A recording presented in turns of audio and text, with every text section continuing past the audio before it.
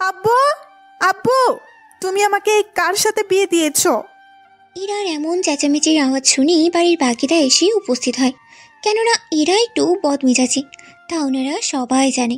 কিন্তু এরকম করে বিয়ের পরের দিন সকালবেলায় বাসর করে বের হয়ে এরকম কথা বলবে তা ওনারা ভাবতেই পারেনি।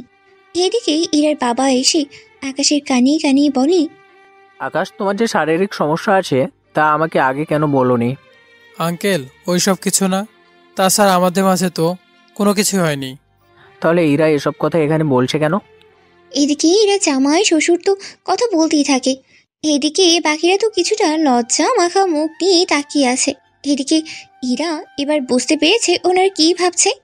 তোমরা যা ভাবছো আমি তা বলার জন্য আসিনি, আমি বলতে চেয়েছি অন্য কথা। কি কথা বলার জন্য এনেছো, তাও বাসর রাত করে? এখন জানতে পারলে? ইরা, কি হয়েছে বলতো? কি জানতে পারলি? কি হয়নি সেটা বলো।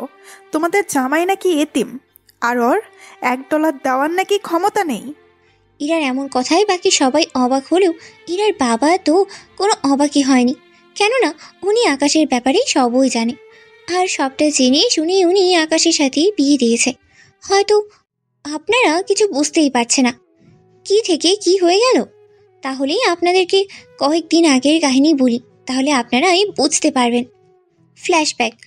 কয়েকদিন আগেই ইরার বাবা গাড়ি করে বাসায় ফিরছিল। তখন ওনার গাড়ির সামনে কয়টা লোক এসে দাঁড়ায়। কি ব্যাপার, তোমরা কারা?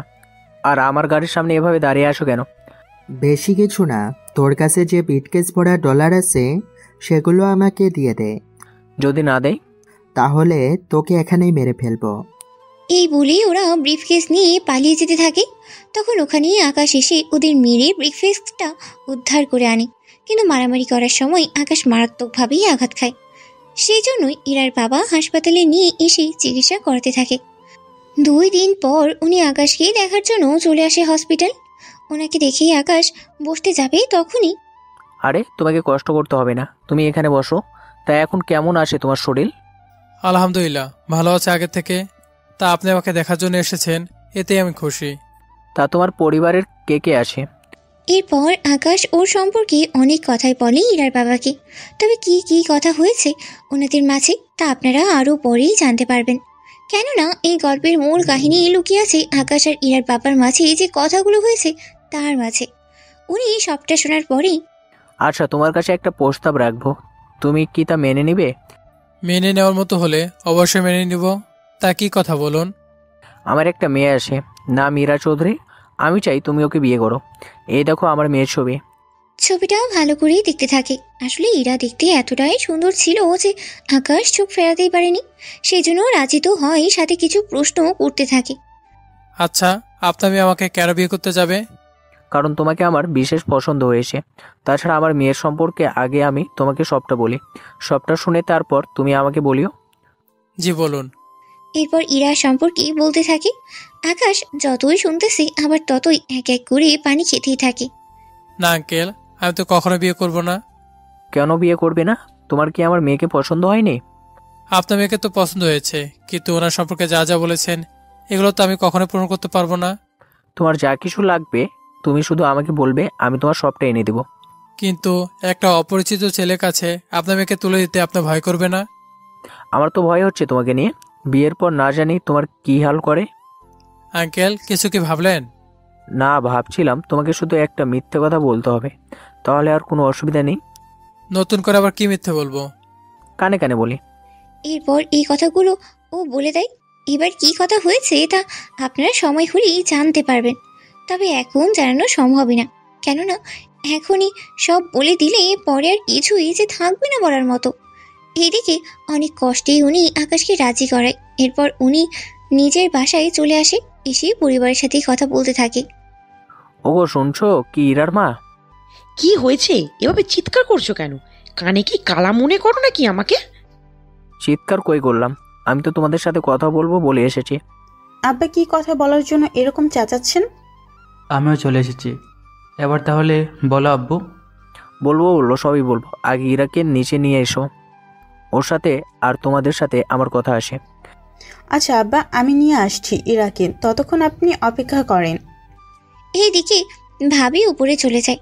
এদিকে ইরার ভাই বাবা ওনারা বসে আছে কি কথা বলবি এটা শোনার জন্য। এদিকে ভাবি উপরে এসে, কি ব্যাপার, আমার ননদকে এত খুশি খুশি দেখাচ্ছে কেন? আব্বু আজ 1 সপ্তাহ ধরে বলতেছে আমাকে কিছু ডলার দিতে, কিন্তু এতগুলো দিন ধরে দেয়নি, কিন্তু 1 ঘন্টা আগেই ডলার দিয়ে দিল। দিবই তো, তোমার বাবা কি যে কথা পেটে করে নিয়ে এসেছে তা একমাত্র উনিই জানে। কি হলো ভাবি, কিছু কি ভাবছো?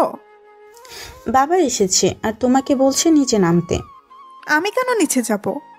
তোমাকে যেতে বলেছে, চলো তো এখন। এইদিকে উনি ইরাকে নিয়ে আসে নিচে, এসে ইরার বাবার সামনে এনে বসিয়ে দেয়। তারপর উনি নিজের কথাগুলো এক এক করেই বলতে থাকে। সবটা শুনে বাকিটা তো অবাকই হয়। এটা তুমি কি করলে? সত্যি আব্বু, তোমার থেকে এরকমটা আশা করিনি। সত্যি আব্বু, আপনি ইরার মত না নিয়ে ওর বিয়ে এভাবে একটা ছেলের সাথে ঠিক করে নিলেন। ইরা তো ছেলেটাকে এখনো দেখলো না, না দেখিয়ে বিয়ে করে নিবে নাকি? না, দেখার কি আছে, তাছাড়া আমি নিজে ছেলের সাথে কথা বলেছি। তা আব্বু তুমি তো জানোই আমি কিরকম ছেলে পছন্দ করি, যদি ওই রকম হয় তাহলে আমার কোনো আপত্তি নেই। তুই যেমনটা চাইছিস তেমনই হবে। তাহলে আমি রাজি। তার ছেলের সাথে আমি তাহলে দেখা করে বাকি কথাগুলো বলে নিব। ছেলের সাথে কথা বলার কি দরকার, আমি তো বলেছি কথা। তা ছবি দেখাও তো আগে।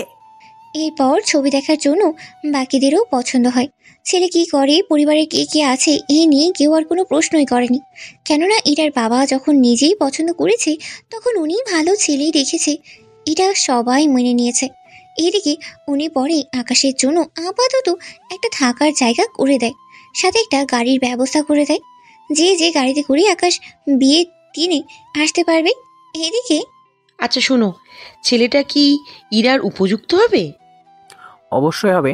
তাছাড়া তোমার মেয়ের যে মেজাজ, ওর জন্য ভালো কোনো ছেলে যে পাবো তা তো কোনো গ্যারেন্টি নেই। পরে দেখি ও ঝামেলা যেন না হয়। সে সব কিছুই হবে না।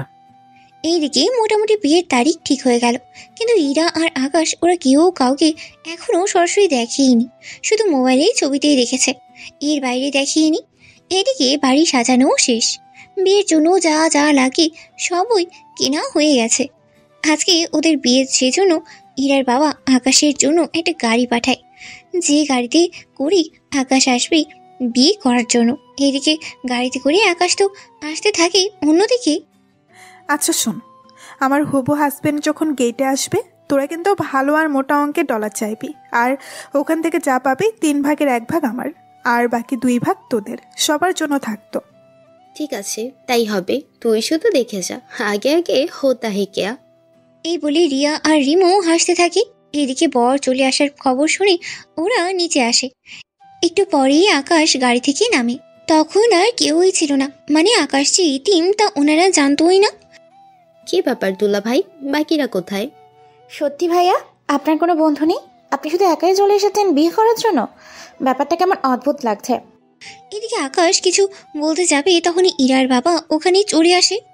কি ব্যাপার, তোমরা আকাশকে বাইরে দাঁড় করে রেখেছো, ভিতরেতে নিয়ে চলো। আঙ্কেল, আমাদের পাওনা আগে বুঝিয়ে দিক। কিসের পাওনা? তোমাদের থেকে আগে কি আকাশ কোনো ডলার ধার নিয়েছিল নাকি? আরে গেটে যে ডলার দিতে হয় সে ডলার চাইছি আমরা। এরপর ইরার বাবা ইশারা করলে আকাশ 1 বান্ডিল ডলার ওদের হাতে তুলে দেয়। তারপর ওরা ওখানে সব কাজ শেষ করে বিয়ের অনুষ্ঠানে নিয়ে যায়। এরপর ওরা চলে যায় ইরার কাছে, আর ইরার বাবা এরপর আকাশের সাথে কথা বলতে থাকে। এদিকে রিয়া আর রিমুকে দেখে ইরা ওদের জন্য অপেক্ষা করতে থাকে রুমের মধ্যে। ইরার সাথে ওর ভাবিও ছিল। ওরা আসা মাত্রই, দোস্ত অনেকগুলো ডলার দিয়েছে। কত ডলার দিল? পুরো $2000। বাহ, শ্বশুরমশাই তো দেখি তোমার বিয়ে একজন ভালো ছেলে দেখিয়ে দিয়েছে। তাই দেখতেছি। তা বিয়ের পরে আবার আমাদের ভুলে যাস না। তোদের বলবো কেন? এই যে ডলারওয়ালা হাজবেন্ড পাওয়ার পরে ভুল তো যেতেই পারিস। তেমনটা কিছুই হবে না। আচ্ছা কাজে কি এসেছে? তোর দেখে আর দেরি সহ্য হচ্ছে না। তার বলতে এইদিকে কিছুক্ষণ পর কাজে আসলো। দিনমোহন নির্ধারণ করে বিয়ে পড়িয়ে কাজেতেও চলে যায়। এদিকে রেস্ট করার জন্য আকাশকে একটা রুমে এনে রাখা হয়। ওখানে ইরার বাবাও ছিল। আব্বু, আমি এতগুলো দিনমোহর দিব কি করে? আরে তোমাকে কেউ কি কিছু বলেছে দেনমোহর দেওয়ার জন্য?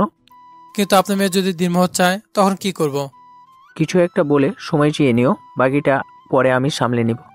ঠিক আছে, তাই করব। এইদিকে আকাশ কয়েক ঘন্টা পরেই ইরার রুমে আসে। আসলে আজকের বাসর রাত ইরার বাড়িতেই করবে, সেই জন্যই রুমে নিয়ে আসা হলো। রুমের মধ্যে ওরা কত রকমের হাসি তামাশা করতে থাকে আকাশকে নিয়ে। কিছুক্ষণ পরেই, আচ্ছা অনেক হয়েছে সময়, এবার চলো আমরা নিজেদের রুমে যাই, ওদের এবার একা থাকতে দাও। ইরা, তুই ভয় পাস না। আমি কেন ভয় পাবো? তা তো আজ রাতেই টের পাবি। এমনভাবে বলছিস মনে হচ্ছে তোর কয়েকবার হয়ে গেছে, সেই জন্য তুই সবই জানিস। আচ্ছা তোমরা এবার নিজেদের মাঝে ঝগড়া বন্ধ করো, এবার ওদের একা থাকতে দাও। এরপর বাকি সবাই তো চলেই যায়। রাতে ওদের মধ্যে অনেক কথাই হয়। কি কি কথা! পরের দিন সকালে তা আব্বা, ইরা কি সত্যি বলেছে এই ছেলেটার সম্পর্কে? ইরার বাবা তো চুপ করে আছে। এইদিকে আকাশকে বাকিরা অপমান করতেই থাকে, কেননা যখন ওরা জানতে পারে আকাশের $1 দেওয়ার মতোই সামর্থ্য নেই। আমি বুঝি না আপু, তুমি জেনে শুনে এর মতো একটা ফকিরের কাছে ইরার বিয়ে দিলে? ইরা আমার মেয়ে, আর আমি ওকে যার সাথে খুশি তার সাথে বিয়ে দিব। এতে কারো যদি কোনো আপত্তি থাকে, এতে আমার কিছু করার নেই।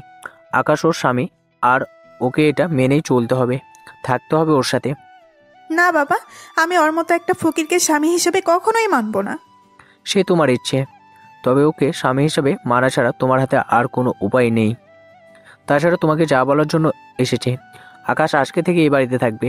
ওর যেহেতু ঘর নেই, সেখানে আজ থেকে ইরার সাথে ও ইরার রুমে ঘুমাবে। ওর মতো ছেলেকে আমি স্বামী হিসেবে মানি না, আমি ওকে ডিভোর্স দিয়ে দিব। এটাই ভালো হবে, তুই ওকে ছেড়ে দে। ঠিক বলেছ আম্মু, ওর মতো ফকির যদি এ বাড়ির জামাই হয় তাহলে আমাদের মান সম্মান সব তো নষ্ট হয়ে যাবে। আমি আজকে উকিলের সাথে কথা বলে ইরা তো ডিভোর্স নেওয়ার ব্যবস্থা করতেছি। এদিকে সবার কথা শুনি আকাশের চোখের পানি তো জড়তে থাকে, কেননা এরকম ভাবে ওকে অপমান করবে তা ভাবতেও পারেনি। এদিকে আকাশ বের হয়ে যেতে চাইলে তখনই ইরার বাবা আকাশকে বাধা দেয়। কোথায় যাচ্ছ তুমি? আপনার কি মনে হয় এত অপমান সহ্য করার পরেও আমার এখানে থাকা উচিত? তুমি কোথাও যাবে না, এখানে এ বাসায় থাকবে। এতগুলো মানুষের অপমান সহ্য করে কি আমি এখানে থাকতে পারবো? দেখো, যাই হয়ে যাক, তোমাকে এখানেই থাকতে হবে। কোন অধিকারে থাকবে? ইরা তো ওই ছেলেকে স্বামী হিসেবে কখনই মেনে নেবে না। যদি ইরা ওকে স্বামী হিসেবে মেনে না নেয়, তাহলে আমি ইরাকে আমার সব সম্পত্তি থেকে বঞ্চিত করব কয়েকটা সত্যের বিনিময়ে। এমন কথা শুনি বাড়ির সবাই চমকে ওঠে। তুমি আবার কি শর্ত দিবে? হ্যাঁ আব্বু, এখানে আবার কি শর্ত থাকবে? বাবা বলেন কিসের শর্ত? সত্য হলো, ইরাকে আমি ততদিন পর্যন্ত সম্পত্তি থেকে বঞ্চিত করব যতদিন পর্যন্ত ইরা আর আকাশের কোনো সন্তান না আসবে পৃথিবীতে, ততদিন পর্যন্ত। বাবা, আমি ঠিক বুঝতে পারিনি তুমি আসলে কি বলতে চাইছো, একটু বুঝিয়ে বলো তো। আমি একটা উইল করেছি, যেখানে আমি লিখেছি যতদিন পর্যন্ত তুই মা না হবি ততদিন পর্যন্ত আমার কোনো সম্পত্তি তুই ভোগ করতে পাবি না। এ আর নতুন কি? ওকে ডিভোর্স দিয়ে আমার যাকে ভালো লাগে আমি তাকে বিয়ে করে এরপর যখন আমাদের সন্তান হবে তখন তো ঠিকই ভাগ পাবো। সমস্যাটা তো ওইখানেই। ওখানে আবার কি সমস্যা? তুই যে সন্তানের মা হবি আর ওই সন্তানের বাবা আকাশকে হতে হবে, তাহলে তুই আমার সম্পত্তির ভাগ পাবি। এর বাইরে তুই ততদিন আমার ডলার ইউজ করতে পারিস, এতদিন যেভাবে ইউজ করেছিস সামনেও সেভাবে ইউজ করতে পারবি। এটা নিয়ে কোনো সমস্যা নেই, কিন্তু আমি যা বলেছি সেটাই হবে। ইরার বাবার এমন কথায় বাকিরা তো অবাকই হয়, সাথে আকাশ নিজেও অবাক হয়, কেননা এরকম কথা কোনো বাবা যেই তার মেয়েকে বলতে পারে তা আকাশের কেন আপনাদের মধ্যে অনেকেরই হয়তো তা জানাই ছিল না। কিন্তু কি করবে, উনি যে চাই ইরা ভালোভাবেই দিন কাটাক, কিন্তু কেউ তো জানি না ওনার এই চাওয়ার মাঝেই যে ইরার সুখটা আছে। এদিকে ইরা তো রেগে একদম একাকার। তুমি তাহলে তোমার সিদ্ধান্তে থাকবে, তাই তো? হ্যাঁ, আমি যা বলছি তাই হবে। তাহলে তোমরাও আমার একটা কথা শুনে রাখো। কি কথা বল? হ্যাঁ বলো, তোমার কি কথা? ভাইয়া, ওই ছোট লোকটাকে বল আমার কাবিনের টাকা এক্ষুনি দিয়ে দিতে। আমি এত ডলার এখন পাবো কি করে? সে যেখান থেকে পারিস নি আয়, তবে একটা কথা। কি কথা আবার তোর? ওই ছেলেকে সে ডলার নিজের উপার্জন করে দেখাতে হবে, কোনোভাবেই কারো থেকে সাহায্য নিতে পারবে না। আর যেদিন ও সব ডলার পরিশোধ করে দিতে পারবে সেদিন আমি ওকে স্বামী হিসাবে মেনে নিব, এর আগে নয়। কি হলো আকাশ? তাহলে কাল থেকে তুমি আমার অফিসে বসে যাও, আমি তোমাকে $15,000 দিব বেতন। তাহলে 4-5 মাসে তুমি ইরার দিনমোহর পরিশোধ করে দিতে পারবে। বাবা, আমি ওকে বলেছি সম্পূর্ণ নিজের যোগ্যতায় ওকে ডলার উপার্জন করার জন্য। তুমি যদি ওকে সাহায্য করো তাহলে তো হবে না। আমি যতদিন ও ডলার দিতে না পারবে ততদিন আমি যা যা বলবো ওকে সে কথা শুনে চলতে হবে। এবার ইরার বাবা আটকে গেল। এদিকে উনি চুপ করে আছে, সেই জন্য বাকিরা কিছুটা খুশি হয়ে ইরাকে নিয়ে কথা বলার জন্য চলে আসে রুমের মধ্যে। এদিকে ইরার বাবা আর আকাশ বসেই আছে। তখন উনি প্রশ্ন করে বসে, আকাশ, এখন তাহলে উপায় কি? আমিও তো তাই ভাবছি, কি করে এতগুলো ডলার জোগাড় করব। এদিকে ইরার মা, ভাই আর ভাবি ওনারা বসেই আছে। এদিকে ইরা তো চোখের পানি ফেলতেই থাকে। মা, মা, আমি কি সত্যি তোমাদের মেয়ে? এটা আবার কেমন কথা? তুমি তো আমাদেরই মেয়ে। তাহলে বাবা কি করে পারলো আমার সাথে এমনটা করতে? কি করে ওর মতো একটা ফকির ছেলের সাথে আমার বিয়ে দিল? কি করবে এখন আব্বা যে কি করে এরকম একটা ডিসিশন নিল আমি তো বুঝতেই পারছি না। আমি তো বুঝতে পারছি না, ছেলেটা তো অনেক ভালো দেখতে, কিন্তু বাবাকে কি করে পটিয়ে এরকমটা করলো বুঝতে পারছি না। যা হবার হয়েছে, এখন এই নিয়ে ভেবে আর কি করবে? একটা কাজ করলে কেমন হয়? কি কাজ ভাইয়া? ওই ছেলে যতদিন না পর্যন্ত তোকে কাবিনের ডলার না দিতে পারছে ততদিন পর্যন্ত তো ওই ছেলে তোর কথা শুনতে বাধ্য, তাই তো? হ্যাঁ, কিন্তু এতে কি হয়েছে? এখানে তো অনেক কিছু।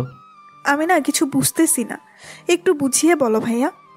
এরপর ইরার ভাই ওদের সবাইকে বলতে থাকে এক এক করে। ওনার কথা শুনে বাকিদের তো পছন্দ হয়ে যায়। সত্যি তুমি ভালো একটা আইডিয়া খুঁজে বের করলে।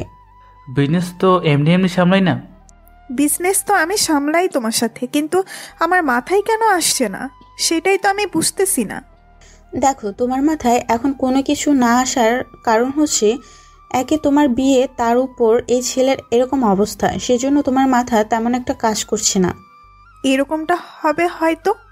তাহলে আমি যা বলছি সেই অনুযায়ী কাজ করতে থাকো, তাহলে দেখবে ওই ছেলে নিজে থেকে এটাকে ডিভোর্স দিয়ে চলে যাবে এখান থেকে। তখন আর আব্বুর কোনো শর্তেই কাজে আসবে না। ঠিক আছে ভাইয়া, তোমরা যা বলেছো সেটাই হবে। এইদিকে এরা সবটা প্ল্যান করতে থাকে। এদিকে ইরা বাবার সাথে আকাশের কথা হতে থাকে। সবটা শোনার পরে, তাহলে বুঝলে তো সবটা? জি, সবই বুঝেছি, কিন্তু এরা না জানি কি প্ল্যান করছে। খারাপ কোনো চিন্তা ওদের মধ্যে না থাকলেও হয়। এদিকে রাতের বেলায় ইরা বের হতে যাবে, তখন ইরার বাবা ওকে আটকায়। দাঁড়াও, কোথাও যাচ্ছ তুমি, তাও এত রাতে? আপু, কোথায় এত রাত? সবে মাত্র রাত 9টা বাজে। তাছাড়া আমি তো এই সময়ে বাহিরেই যাই বেশিরভাগ সময়। যখন তুমি একা ছিলে আর এখন তোমার স্বামী আসে, সেজন্য এখন যা খুশি করতে পারো না? তাহলে তুমিই বলে দাও আমি এখন কি করব? যেখানেই যাচ্ছ আকাশকে সঙ্গে করে নিয়ে যাও। ওকে কেন নিয়ে যাব আমি? কারণ ও তোমার স্বামী, সেজন্য তুই যখন যাচ্ছিস তখন ওকেও নিয়ে যা। এইদিকে কোনো উপায় না পেয়ে আকাশকে সাথে করে নিয়ে বের হয়। এরপর ওরা গাড়িতে বসে। আকাশ তো প্রশ্ন করেই যাচ্ছে, আচ্ছা আমরা কোথায় যাচ্ছি? এরা তো চুপচাপ কোনো কথাই বলছে না। এদিকে সেই জন্য আর কোনো কথা না বলেই বসে থাকে। কিছুক্ষণ পর গাড়ি একটা ক্লাবের সামনে এসে দাঁড়ায়। আরে, এই ক্লাবের সামনে এসে কেন দাঁড়ালে? ভিতরে গেলে তো। ওই, কি ভাবছিস? ভাবছি আমার তো ক্লাবে যাওয়ার কোনো অভ্যাস নেই, সেজন্য বাইরে আছি। আপনি বরং ভিতরে এসে মজা করতে থাকেন। ও যদি ভেতরে না যায় তাহলে তো ওকে কোনোভাবেই অপমান করতে পারবো না। ওকে তো যে করেই হোক ভেতরে নিয়ে যেতেই হবে। কিছু ভাবছেন? ভাবছি তোকে ভেতরে না নিয়ে গেলে বাবা আবার কথা শোনাবে, সেজন্য তোকে যেতেই হবে। এইদিকে জোর করে ভিতরে তো নিয়ে যেতেই থাকে। এইদিকে আকাশ ভয় পাচ্ছে, ওকে কেউ চিনে ফেলবে না তো, সে ভয়। এদিকে ইরা তো মনে মনে যা ঠিক করে রেখেছে তা যেন হয়, সেটাই ভাবতে থাকে। ওরা ভিতরে আসে, তখন ওদের কথা হয়, দেখা হয় আবিরের সাথে। আবিরের পরিচয় আপনাদের একটু পরেই দেব। এদিকে আবির ইরাকে দেখে ওর কাছে আসে। কি ব্যাপার ইরা, তুমি এখানে আজকে এত লেট করে এলে কেন? এমনিতেই লেট হয়ে গিয়েছে। তা তোমাকে এত আপসেট দেখাচ্ছে কেন? কিছু কি হয়েছে? হওয়ার আর কিছু বাকি নেই। কি হয়েছে ইরার? ইরার তো বিয়ে হয়েছে, তাও অনেক বড়লোক ঘরের ছেলের সাথে। কি, ইরার বিয়ে হয়েছে আর আমি জানি না? জানবি কি করে? কোন অনুষ্ঠান করে বিয়ে হয়নি সেজন্য জানিস না? তা বিয়ে তো করেছিস, ভালো কথা। তা তোর হাজবেন্ডের সাথে পরিচয় তো করিয়ে দিবি। পরিচয় করানোর মতো কোনো পরিচয় ওর নেই। মানে ঠিক বুঝলাম না। দাঁড়া, দেখাচ্ছি আমার হাজবেন্ডকে। এই বলেই আকাশকে ইশারায় দেখাতে থাকে। বাকিরা তো দেখে অবাক হয়ে যায়, কেননা আকাশের শরীরে একটা ঢোলা শার্ট আর ঢোলাও প্যান্ট। তুই কি মজা করছিস? মজা কেন করব? গতকাল দেখলাম একরকম, আজকে এরকম, কাহিনী কি? কিসের কি রকম কাহিনী আমি তো বুঝতেছি না। বলতেছি তোদের, আগে চল ওখানে এসে বসি। চল তাহলে। এরপর ইরা ওদের সবটা বলতে থাকে। সবটা শোনার পর ওরা তো আরো বেশি অবাক হয়, যা বলার বাহিরে। আঙ্কেল কি করে পারলো এমনটা করতে? সেটাই তো বুঝতেছি না। তোর কথা অনুযায়ী বোঝা যাচ্ছে আমার 1 মিনিটে যে খরচ হয় তা তোর হাজবেন্ডের পুরো মাসেও রোজগার করতে পারে না। সেটাই। তাহলে তো ওকে একটু বাজিয়ে দেখতে হচ্ছে। এই বলে ওরা আকাশকে ওদের কাছেই আসতে বলে, আর আকাশকে নিয়ে মজা করতে থাকে, সাথে ইরাও। এতে যদিও আকাশের কোনো কিছুই যায় আসে না, কেননা প্রথম থেকেই জানি এরকম কিছু একটা হবে, সেই জন্য চুপ করেই বসে থাকে। এদিকে আচ্ছা, আমি বাসায় যাব। এটা ছাড়া আর কোনো উপায়ও তো নেই। সেটার জন্য চলে যাচ্ছি। এদিকে আরও কিছুক্ষণ আড্ডা দিতে থাকে। তখন রিমু আর রিয়া ওখান থেকে একটু দূরে যায়। তখন ইরা আর আবির কথা বলতে থাকে। আচ্ছা, তোদের মধ্যে কি সব হয়ে গেছে? সব হয়ে গেছে বলতে? সব হয়েছে বলতে বাসর রাত যা যা হয় ওই সব কি কিছু আর কি?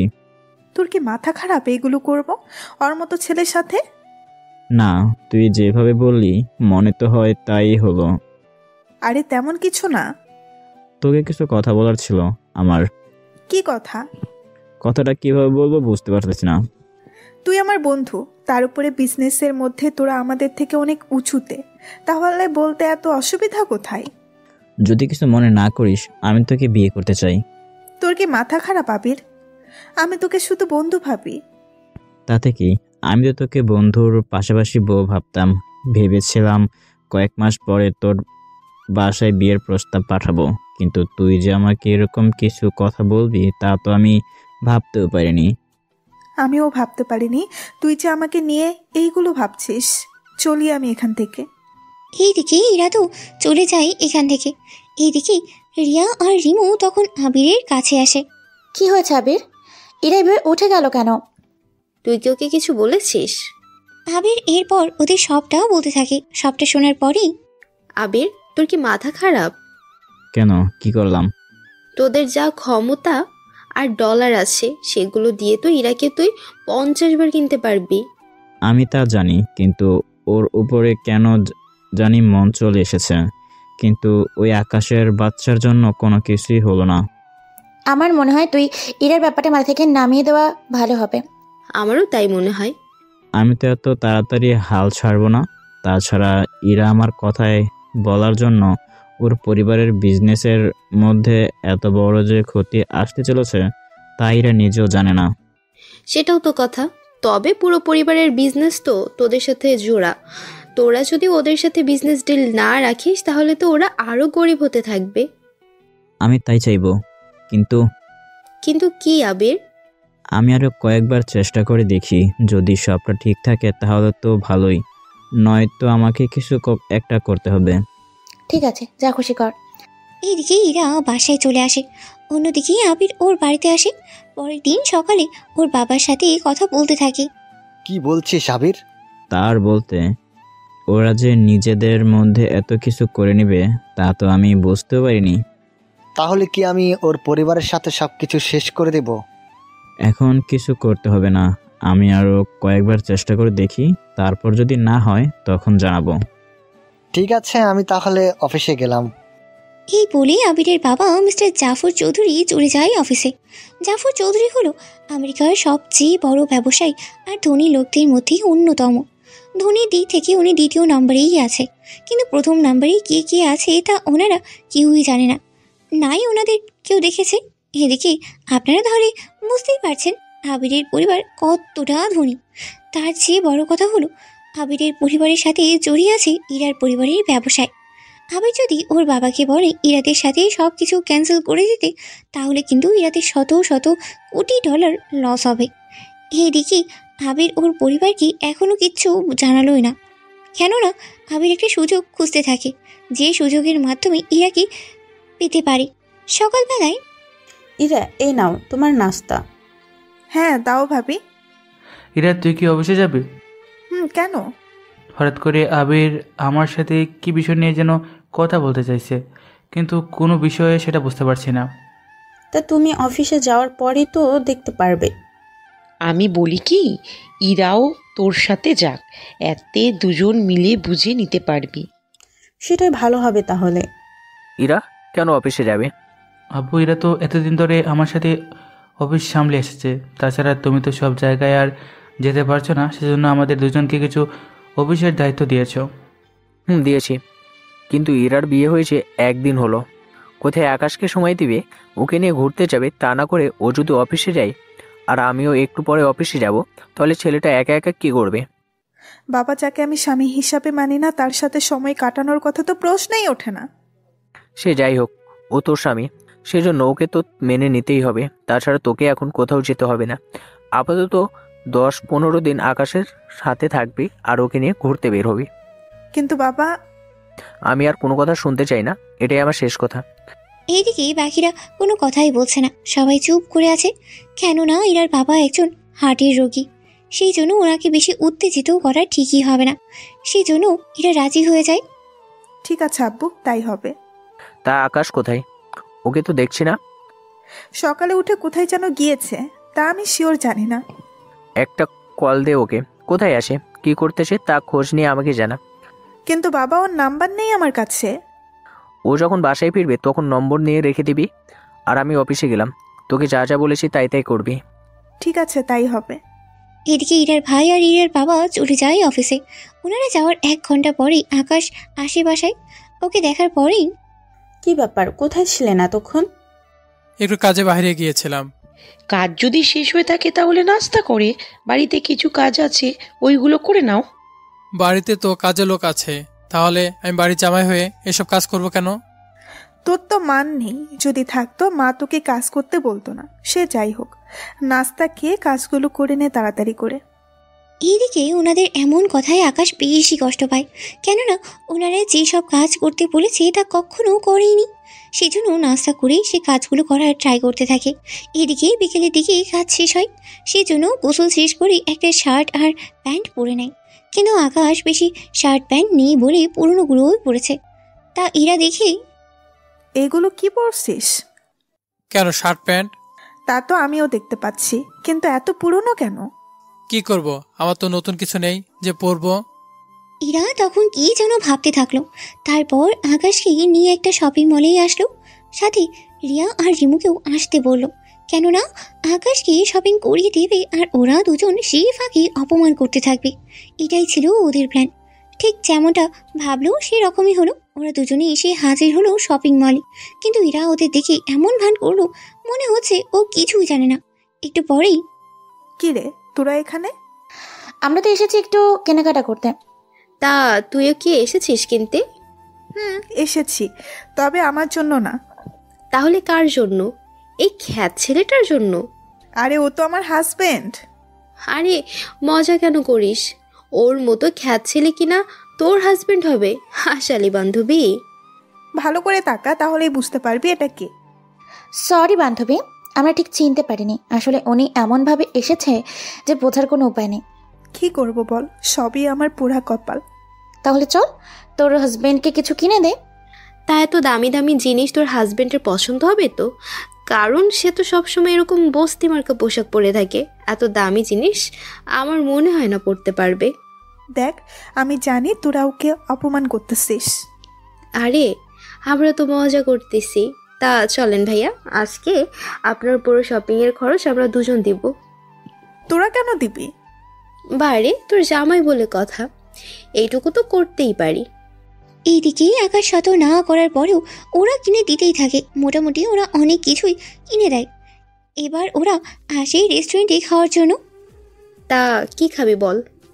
আমাকে কেন জিজ্ঞেস করছিস? ভাইয়াকে জিজ্ঞেস কর, উনি যা খেতে চায় তা অর্ডার কর। আরে উনিতেই খাবারগুলো কখনো চোখে দেখার তো দূরের কথা, কখনো নামও শোনেনি, সেজন্য জিজ্ঞেস করা ঠিক হবে? দেখ তোতে যা ইচ্ছে হয় অর্ডার কর। এদিকে চুপচাপ করে বসে আছে, কোনো কথাই বলছে না। কেননা কোনো কথা বলার উত্তর দেওয়ার আকাশ ঠিক মনে করছে না, সেজন্যই বসে আছে আর কথাগুলো শুনতে থাকে। এদিকে ওয়েটার খাবার দিতে আসলে ওরা সবাই খেতে থাকে। খাওয়া শেষ হওয়ার আগেই আকাশ ওয়াশরুমে যাওয়ার জন্য চলে যায়। তখন কি রে এরা, কেমন দিলাম? তোরা তো একদম ফাটিয়ে দিয়েছিস। দেখতে হবে না কার বান্ধবী আমরা, কিন্তু রেস্টুরেন্টের খরচ ওই বাটাকে দিতে বলি। কি বলিস তোরা? কিন্তু ওর কাছে তো $1 হবে না, তাহলে বিল দিব কি করে? দরকার পড়লে এখানকার প্লেট থেকে শুরু করে যাবতীয় যা কিছু আছে সবই ধুয়ে নিবে। এরকমটা করা ঠিক হবে না, পরে তো আমাদের তো অনেক কথা শোনাবে লোকজন। কিভাবে? এরা এবার বাকিটা ওদের বলতে থাকে। সবটা শোনার পরেই আসলে এটা তো ভেবে দেখিনি। সেজন্য আমি যা বলেছি সে অনুযায়ী কাজ করতে থাক, তাহলে ওর আরো কিছু শিক্ষা হবে। ঠিক আছে, তাই হবে। এদিকে একটু পরেই আকাশ ফিরে আসে। তখন ওয়েটার আসে বিল নিয়ে। আপনাদের বিল। বিল কত হয়েছে? এই তো $200। ভাইয়া আপনি তাহলে বিলগুলো দিয়ে আসেন, আমরা বাইরে অপেক্ষা করছি। কিন্তু আমার কাছে তো বিল নেই। এই কথা শুনে কর্মচারী বলে, স্যার আপনার কাছে যদি $200 না থাকে তাহলে আপনাদের মধ্যে কাউকে না কাউকে তো বিল পরিশোধ করতে হবে। দেখলি তো এরা কাকে নিয়ে এসেছে খেতে, যার কিনা সামান্য খাওয়ানোর যোগ্যতা নেই, তাকে নিয়ে তুই সংসার করবি কি করে? এইদিকে ওদের কথাগুলো একে একে আকাশের বুকে আঘাতের মতো করে লাগতে থাকে। ওরা বিল দিয়ে নেয়। তখন আকাশ এখান থেকে বের হয়ে আসবে, তখন একটা লোকের সাথেই ধাক্কা লাগে। তা দেখি কর্মচারী ওখানেই আসে। তোর সাহস তো কম না, তুই স্যারের সাথে ধাক্কা লেগেছিস? আমি সত্যি দেখতে পাইনি। এদিকে রেস্টুরেন্টের ম্যানেজার যেই আকাশকে দেখে সাথে সাথে অবাক হয়ে সালাম দেয়, আর ওই কর্মচারীকে 2টা থাপ্পড় দেয়। তোমার সাহস তো কম না, তুমি ওনার সাথে খারাপ ব্যবহার করছো। স্যার উনি তো আপনাকে ধাক্কা দিয়েছিল। তুমি কি জানো উনি কে, কি ওনার পরিচয়? এর আগে ম্যানেজার কিছু বলতে যাবে, তখনই আকাশ ওনাকে আটকে দেয়। এদিকে এরা আর বাকিরাও চলে আসে ওইখানে। কি ব্যাপার, কিছু কি হয়েছে? না ম্যাডাম, কিছু হয়নি। তুই এখানে দাঁড়িয়ে আছিস কেন? হ্যাঁ যাচ্ছি এখনই। এদিকে এরা তো সবাই বাইরেই চলে যায়। এইদিকে কর্মচারী তখন প্রশ্ন করে বসে, স্যার আপনি সেখানে ওই লোকটাকে মারবেন যেখানে উল্টো আমাকে মারলেন। তোমার ভাগ্য ভালো, তোমাকে শুধু মেরেছি, চাকরি থেকে বের করে দেয়নি। এটা তোমার ভাগ্য ভালো। কর্মচারী আর কোনো কথাই বলেনি। এদিকে আবিরের সাথে ইরার ভাই আর বাবার কি নিয়ে কথা হয়েছে তা এখন অজানাই থাকুক। পরে যখন সময় হবে তখন আপনাদের জানিয়ে দেওয়া হবে। 5 দিন পরে ইরার মামাতো বোন আসছে লন্ডন থেকে ইরাদের বাড়িতে। আসলে ইরার বাবা ওকে বলেছে আসার জন্য, সেই জন্যে। ইরা কোথায় তুই? এই তো আমি অফিসে। আজকে তোর মামাতো বোন আসতেছে, সেজন্য তুই আর আকাশ মিলে ওকে এয়ারপোর্ট থেকে নিয়ে আয়। সত্যি বলছো? এত বছর পর রূপা আসতেছে? তুই তাহলে বাসায় এসে আকাশে নিয়ে বের হর। বাবা ওকে কেন নিতে হবে? কেননা রূপা বলেছে তুই যেন আকাশকে নিয়ে বের হোস। এদিকে ইরা কোনো উপায় না দেখে বাড়িতেই আসে। এসে দেখে আকাশ বাসার মেঝে পরিষ্কার করতেছে। তা দেখে ইরার একটু খারাপই লাগেনি, কেননা ইরা আর বাকিরা মিলেই পরামর্শ করে এই ডিসিশন নিল বাসায় এসেই। ওই ফকিন্নি, তাড়াতাড়ি করে রেডি হয়ে নে, আমরা বের হব। কোথায় যাব আমরা? জাহান্নামে যাব। তুই যাবি? ওখানে যাওয়ার কোনো ইচ্ছা নেই আমার। তাহলে কি ওখানে আমার যাওয়ার ইচ্ছা আছে? আপনার যেভাবে চলাফেরা আর আচরণ, জাহান্নামে যাবেন তো, তা একদম ক্লিয়ার। আর একটা কথা বললে তোকে এখানেই। সে যাক, গিয়ে তাড়াতাড়ি করে রেডি হয়ে আয়। এদিকে আকাশ রেডি হয়ে নিচে নামে, কিন্তু ভালো কোনো পোশাকই পারেনি। সেই জন্য ইরা দেখা মাত্রই, ভালো কোনো পোশাক ছিল না? সামনে যেটা পেয়েছি ওটা আমি পরে নিয়েছি। ঠিক আছে চল, মান সম্মান তো সব ডুবিয়ে ছাড়বি। তা যখন আমাকে দিয়ে চাকরের মতো কাজ করান তখন কি মান সম্মান থাকে? তুই তো বেশি কথা বলতে শিখে গেছিস। সবটা তো আপনিই বললেন। আর একটাও কথা না, চুপচাপ চল আমার সাথে। এইদিকে ইরাকে এভাবে রাখতে দেখে এভাবে জিজ্ঞেস করে। ইরা ওনাকে বাকিরা বলে, ওর আবার সম্মান, 3 বেলা যে খেতে দিচ্ছি ওকে, এটাই তো অনেক বেশি ওর জন্য। আচ্ছা ইরা, তুই কি কোথাও বের হয়েছিস? হ্যাঁ আম্মু, আমি একটু এয়ারপোর্টে যাচ্ছি। হঠাৎ এয়ারপোর্ট কেন? যখন আসবো তখন দেখে নিও। এদিকেই আকাশকে নিয়ে এয়ারপোর্টে আসে। এয়ারপোর্টে এসে ওরা অপেক্ষা করতে থাকে। কিছুক্ষণ রূপা এসে হাজির। কেমন আছিস তুই? আমি তো অনেক ভালো আছি। তা তুই তো আমাকে ভুলেই গেলি। আর বলিস না, পড়াশোনার যে চাপ।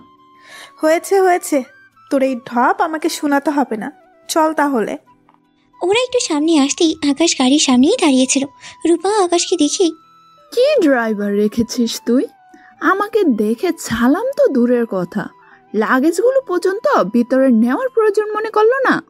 আসলে ও তো ড্রাইভার না। তাইলে কি? ওই যে আব্বু যার কথা তোকে বলেছে, এটাই সে আপদ। কি আঙ্কেল শেষমেশ কি না তোর সাথে এর মতো একটা ছেলের বিয়ে দিল? সবই আমার কপাল। তা তুই আঙ্কেলকে কিছু বলিসনি? আমি তো ভেবেছিলাম তোর বিয়ে কোনো ধনী পরিবারের ছেলের সাথে হয়েছে, কিন্তু এখানে তো দেখতেছি তোর খুবই করুণ অবস্থা। সব কথা কি এখানেই বলবি নাকি গাড়িতে উঠবি? তা তো যাবই। তোর এই হাজব্যান্ডকে বল আমার লাগেজগুলো ভিতরে এনে রাখার জন্য। কি ব্যাপার, রূপা কি বলেছে শুনতে কি পাওনি? হ্যাঁ, এখনই উঠাচ্ছি। লাগেজগুলো গাড়িতে তুলে রাখি। এরপর ওরা চলে আসি বাসায়। গাড়িতে ইরা রূপাকে সব কথা বলতে থাকি এক এক করে। এদিকে চুপচাপ করে সব কথা শুধু শুনেই যাচ্ছে, কোনো কিছুই বলছে না। বাড়িতে আসার পরেই রূপাকে দেখে ওনারা অনেক বেশি খুশি হয়। ইরা রূপাকে নিয়ে একটা রুমে গেল। তুই এখানেই থাক আজকে থেকে। আমি তো ভেবেছিলাম তোর সাথে ঘুমাবো। আমার সাথে তো ওই ফকির নিয়ে ঘুমায়, কিন্তু তাও আলাদাভাবে। আমি তো ভেবেছিলাম একসাথে ঘুমাস। তোর কি মাথা খারাপ? আমি ওর সাথে একই বিছানায় ঘুমাবো? আচ্ছা, ছেলেটা তো দেখতে ভালো। এতই যখন ভালো তাহলে তুই পটিয়ে বিয়ে করে নে। আমার পক্ষে সম্ভব না।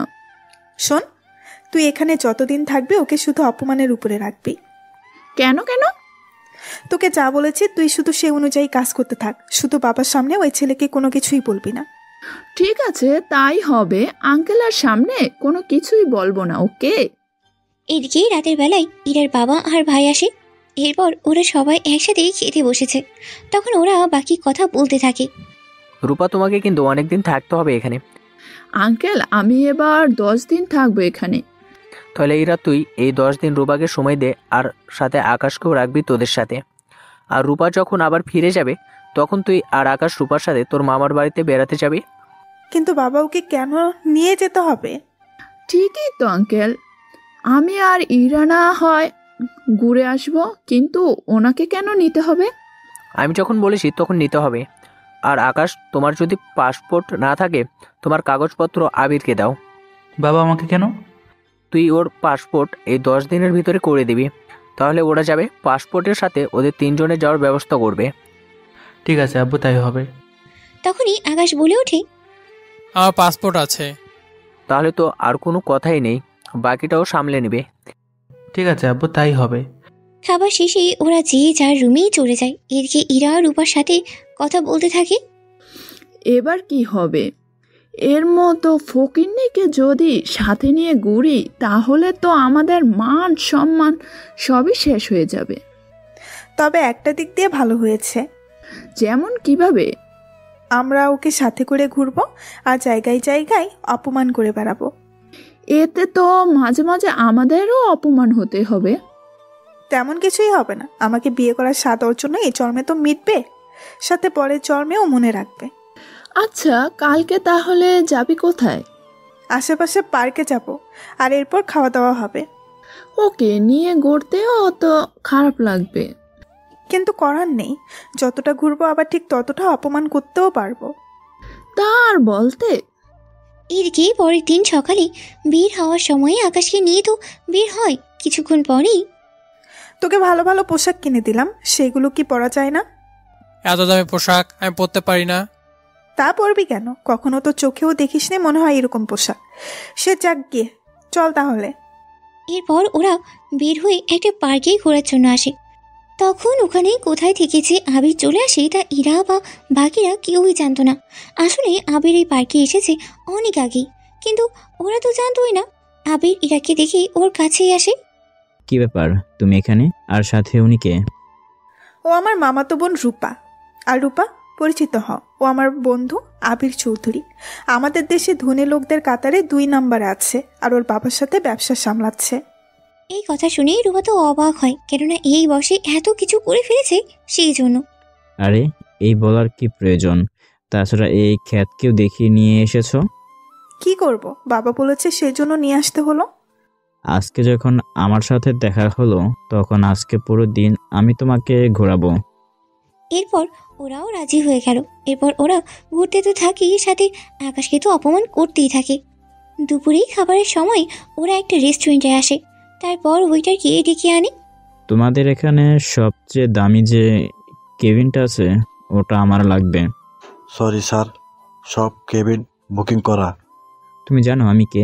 আমি যদি চাই 1 ঘন্টার ভিতরে তোমার এই রেস্টুরেন্ট আমি কিনে নিতে পারি। অচার্য কেবিন খালি না করে থাকলে আমি কি করব? তোমাদের ম্যানেজারকে ডেকে নিয়ে আসো। দেখুন স্যার, উনি এখন ব্যস্ত আছে, আর আপনাদের যদি বসতে হয় ওইখানে বসতে হবে।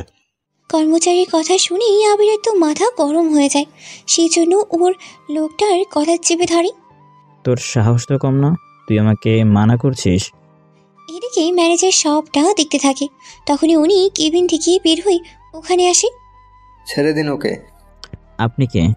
আমি এই রেস্টুরেন্টের ম্যানেজার, আর আপনি এভাবে একজন ওয়েটারের এভাবে গলা চেপে ধরতে পারেন না। আমি কি পারি বা না পারি তা তোদের বলতে আসবো না। কি হয়েছে বলো তো আমাকে। এদিকে কর্মচারী সবটা বলতে থাকে। সবটা শোনার পরে আপনারা আমার রেস্টুরেন্ট থেকে বের হয়ে যান। এই ম্যানেজার, তোর সাহস তো কম না, তুই আমাকে বের হয়ে যেতে বলছিস?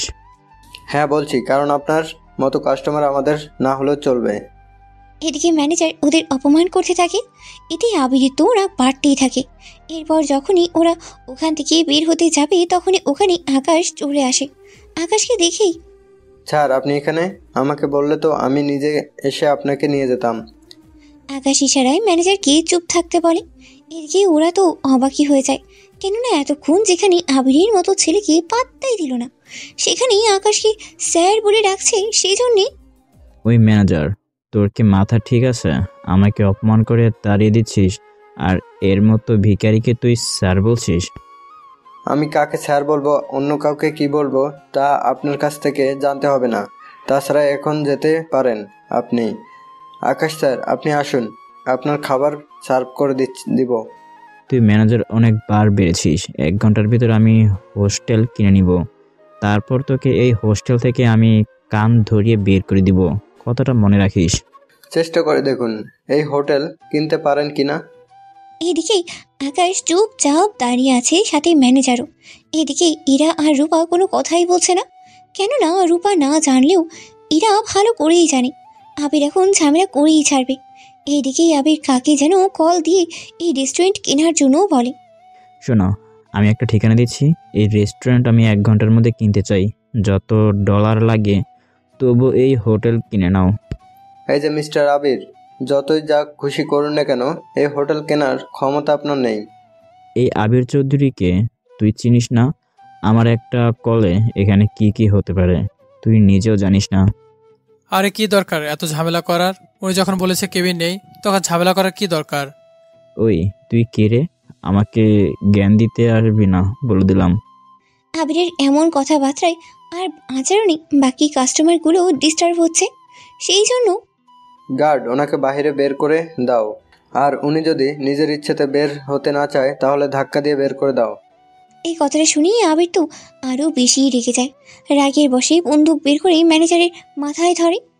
তোকে মেরে ফেলতে আমার 1 সেকেন্ডও ভাবতে হবে না।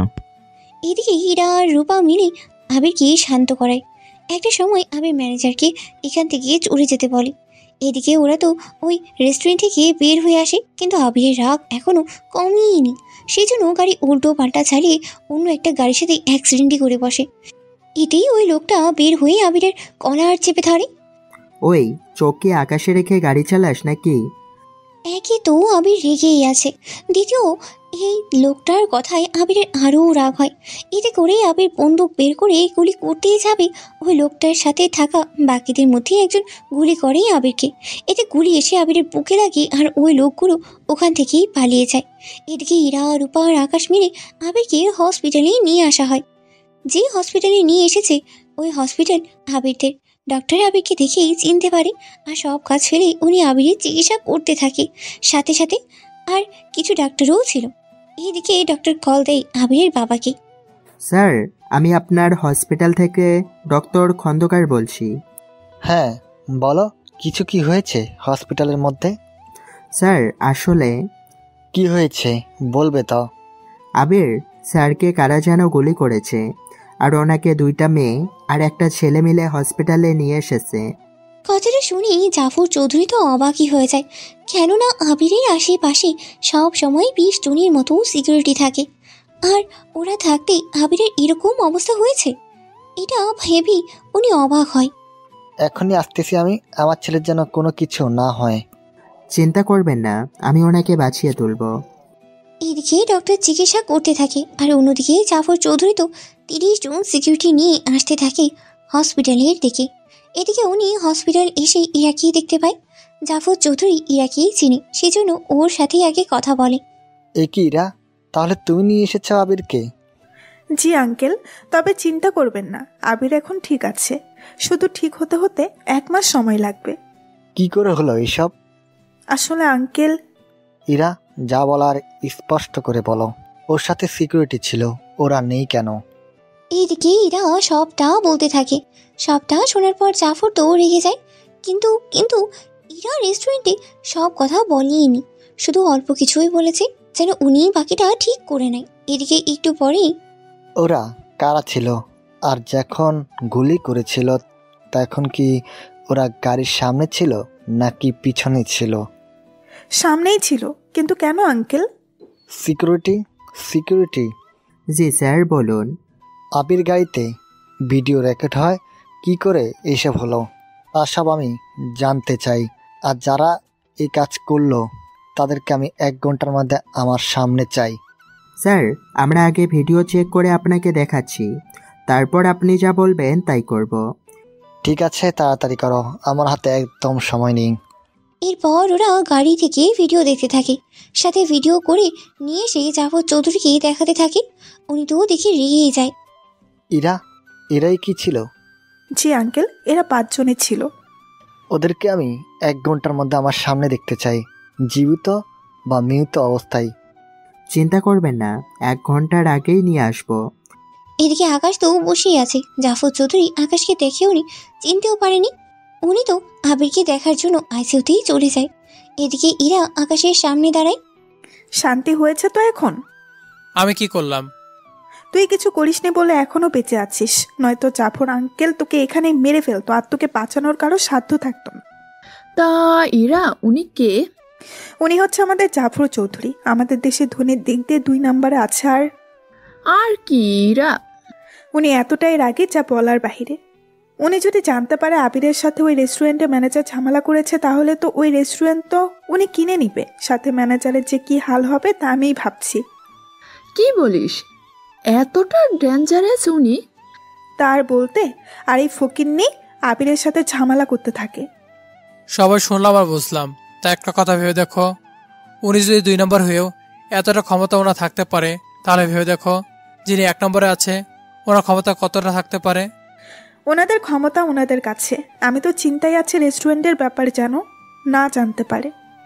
এদিকে জাফরের সিকিউরিটিগুলো 1 ঘন্টা শেষ হওয়ার আগেই ওই লোকগুলোকে ধরে নিয়ে আসে। স্যার, ওদের ধরে নিয়ে এসেছি।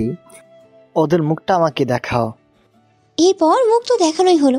ইরাকে জিজ্ঞেস করে এরা ওই লোকগুলো ছিল কিনা। এরপর ইরা যখন হ্যাঁ বলে, তখন হসপিটালে সবার সামনেই ওদের গুলি করে মেরে ফেলে, যা ইরা, রূপা আর আকাশ দেখতে পায়। ইরা আর রূপা তো ভয় পায়, কিন্তু আকাশ মোটেও ভয় পায়নি, কেননা এর চেয়ে বেশি কিছু আকাশ নিজেই করত। তবে সেই সব বিষয়ে জানতে হলে আপনাদের গল্পের সাথে সাথেই থাকতে হবে। ওদের মরা শেষে আমার ছেলের যে ক্ষতি করার চেষ্টা করবে তাদেরকে আমি এভাবেই শেষ করব। এদিকে ওরা ওখান থেকে চলে আসে বাড়িতে। এসে ওরা নিজেদের মতো করে ফ্রেশ হয়ে নেয়। এদিকে আকাশ ফ্রেশ হতে যায়, তখন আকাশের নাম্বারে একটা কল আসে। কল রিসিভ করতেই ফোনের অপর পাশ থেকে কিছু একটা বলতে থাকে, তবে সেটা অন্য ভাষায়, যা এরা মোটেও বুঝতে পারেনি। ওই লোকটা কি বলছিল? ফ্রেশ হয়ে আসার পরেই কেউ একজন কল দিয়েছিল।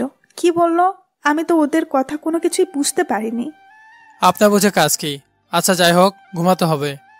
আকাশ যখনই ঘুমাতে যাবে তখন ইরার ভাবি এসেই হাজির হয়। ওনাকে দেখার পরেই, কি ব্যাপার ভাবি, আপনি এখানে? এত তাড়াতাড়ি ঘুমালে কি হবে? এখন তো তেমন কোনো কাজ নেই। কে বলেছে কাজ নেই? প্লেট থেকে শুরু করে যেগুলো ময়লা হয়ে আছে সেগুলো এখন ধুয়ে রাখো। এগুলো তো সকালেও করতে পারবো। সকালে তো বলা যায় না, তুমি কোন জায়গা থেকে কোথায় চলে যাও, তখন তো সেসব আবার আমাকেই ধুতে হবে। তাই বলে এখন আমি কাজ করব? করবে। তাছাড়া ইরা, একদিন পর তো আমার আর তোমার ভাইয়ের বিবাহ বার্ষিকী, তা এই বছর কি দিবে আমাদের? চিন্তা করো না ভাবি, আমি তোমাকে একটা ডায়মন্ডের নেকলেস দিব। তুমি না হয় ডায়মন্ড দিবে, তা তোমার জামাই কি দিবে?